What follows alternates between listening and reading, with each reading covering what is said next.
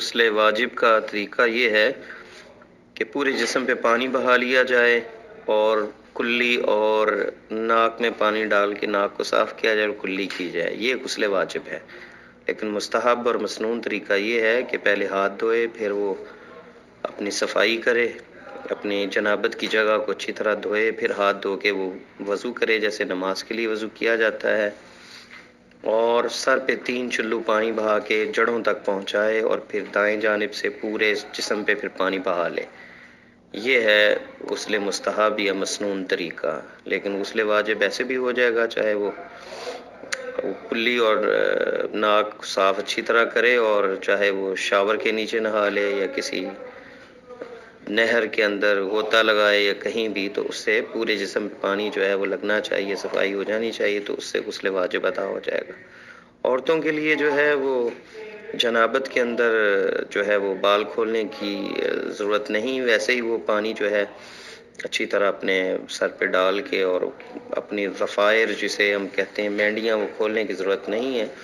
لیکن حیض کے مینسز کے جو غسل واجب جو ہے اس کے لیے جو ہے وہ جڑوں تک پانی پہنچانا ضروری ہے، اور سر کھولنا پڑے گا عورت کو، اور پھر مسک کو استعمال کیا جائے کاٹن کے ساتھ، اور صفائی جو ہے اس خوشبو وغیرہ کا استعمال کیا جائے طہارت کے لیے۔ باقی وہی طریقہ ہے غسل کا، پانی ڈالنا اور کلی وغیرہ واجب ہے، کلی اور ناک میں پانی چڑھانا اور صفائی کرنا، لیکن نماز کی طرح وضو کرنا جو ہے یہ مستحب ہے۔ کلی اور ناک میں پانی ڈالنا غسل کے اندر، اس میں اختلاف ہے علماء میں۔ اس میں پہلا قول ہے کہ یہ دونوں سنت ہے، اور یہ امام شافعی رحمہ اللہ کا مذہب ہے۔ دوسرا جو قول ہے کہ یہ واجب ہے غسل میں بھی اور وضو میں بھی، اور شرط ہیں دونوں کی صحت کے لیے، یہ امام احمد ابن حنبل رحمہ اللہ سے منقول ہے۔ اور تیسرا ہے کہ دونوں واجب ہیں غسل میں وضو کے علاوہ، اور یہ امام ابو حنیفہ رحمۃ اللہ علیہ کا قول ہے۔ چوتھا قول ہے کہ ناک میں پانی چڑھانا واجب ہے وضو میں اور غسل میں کلی کے علاوہ، اور یہ ایک روایت میں ہے مسند امام احمد سے۔ راجح جو اس میں ہے وہ دوسرا قول ہے کہ واجب ہے یہ کلی اور ناک میں پانی چڑھانا غسل کے لیے، اور یہ ابن عثیمین رحمہ اللہ جو ہے اسے صحیح سمجھتے ہیں، اور ان کی دلیل جو انہوں نے پیش کی ہے وہ اللہ تعالیٰ کا قول فَطَّهِّرُوا سورہ مائدہ کی آیت کریمہ۔ تو اس میں طہارت جو ہے پورے بدن کی شامل ہے، جس میں ناک اور منہ بھی شامل ہے، جس کو دھونا اور جس کی پاکیزگی اندر سے بھی وہ ہونی چاہیے، جیسا کہ نبی علیہ السلام نے وضو کے اندر جو ہے اس سے علماء نے استنباط کیا فَغْسِلُوا وُجُوهَكُمْ، اپنے چہروں کو دھو، سورہ مائدہ کی آیت، اور اس سے انہوں نے کہا کہ چہرے کے اندر جو ہے وہ شامل ہے منہ بھی اور ناک بھی، تو اس میں جو ہے کلی بھی ہوگی اور مضمضہ جو ہے کلی بھی ہوگی، اور استنشاق ناک صاف کرنا بھی شامل ہے۔ تو یہ ہے دلیل، اور اس میں یقیناً علماء میں کافی اختلاف ہے، بعض نے اس کو مستحب اور مسنون کہا ہے، تو جیسا کہ وہ حدیث جس میں وضو کا طریقہ آپ نے وضو کی کرتے غسل واجب سے پہلے جو ہے مسنون طریقہ، اس میں یقیناً وضو کریں گے تو اس میں کلی بھی ہوگی اور ناک میں بھی پانی ڈالا جائے گا۔ تو یہ وہ دلیل ہے جسے ذکر کرتے ہیں علماء۔ ابن عثیمین رحمہ اللہ کا استنباط جو تھا غسل واجب میں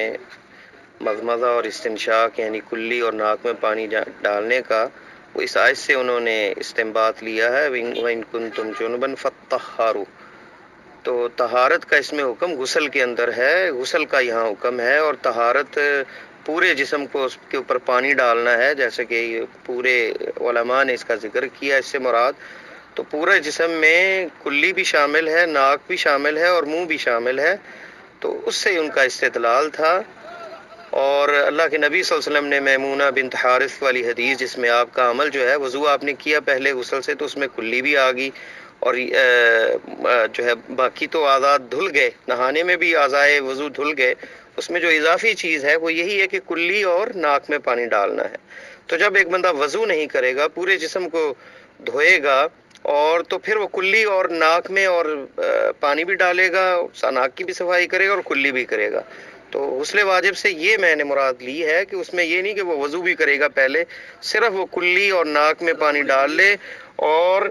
غسل پورے جسم پہ پانی بہا لے تو یہ کافی ہوگا، غسل واجب ادا ہوگا. لیکن مسنون اور مستحب میں کہ وہ مکمل وضو پہلے کرے اور جیسے آپ نے پاؤں بعد میں دھوئے اور پھر پورے جسم پہ پانی بہا لیا، تو یہ مستحب اور مسنون ہوگا، جس میں باقاعدہ وضو کا طریقہ پہلے ہے اور اس کے بعد جو ہے آپ نے پورے جسم پہ پانی بہایا. لیکن ایک بندہ وضو ہی نہیں کرتا، وہ کیا کرے گا؟ پورے جسم کو تو دھو لیا، اس نے کلی بھی نہیں کی، ناک میں بھی پانی نہیں ڈالا، تو کیا اس نے مکمل جسم کو طہارت کے ساتھ دھو لیا ہے؟ اس کا ناک اور منہ جو ہے وہ رہ نہیں گیا اس میں. یہ ہے استنباط شیخ ابن عثیمین رحمہ اللہ کا. اگرچہ بعض علماء نے کہا ہے کہ صریح اور واضح جو ہے دلیل نہیں ملتی کہ مستقل صرف کلی اور جو ہے کلی اور ناک میں پانی چڑھایا جائے اور پورے جسم پہ پانی بہایا جائے. آپ کا جو طریقہ تھا وہی تھا کہ وضو آپ نے کیا تھا، تو وضو میں اضافی چیز یہی ہے کہ اس میں کلی اور ناک میں پانی چڑھانا جو ہے یہ اس میں اضافی چیز ہے. باقی اعضائے وضو تو غسل جب پورے جسم پہ پانی بہائے گا تو دھل جائیں گے. تو یہی توجیہ تھی اور یہی وہ استنباط تھا. لیکن یہ نہیں میرا مراد کہ وضو بھی کرے اور الگ سے پھر کلی بھی کرے اور ناک میں بھی پانی ڈالے. واللہ تعالی عالم. السلام علیکم ورحمۃ اللہ وبرکاتہ.